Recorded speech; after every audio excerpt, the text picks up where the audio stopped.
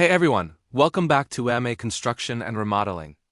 My name is Mike, and today I'm going to show you something that I use every single day on the job site, my work van setup. In this video, I'll give you a full walkthrough of my van, how I organize my tools, and why I use this setup to work faster and cleaner. So today we're going to cover my van layout, my Festool system and Cisterner organization, the main tools I use for remodeling, and also I'm going to draw a quick layout inside the van to show you how everything fits and why I organized it this way. Alright, let's start right here. This is my daily work van for construction and remodeling jobs. The most important thing for me is simple. When I'm on a job site, I don't want to waste time searching for tools. Time is money. That's why I keep everything organized by category. Cutting tools, drilling tools, installation tools, and finishing tools. When everything has a place, the job goes smoother and the result looks more professional. One of the biggest game changers for me is Festool Cisterners. I know a lot of people ask, why Festool? For me, it's not just the tool, it's the system. The Cisterner system keeps everything clean, protected, and stacked.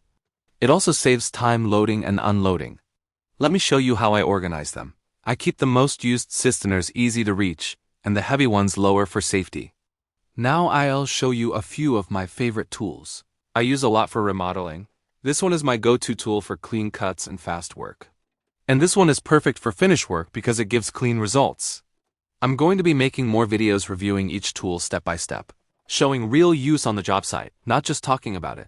Now let me draw it quickly so you can see my layout.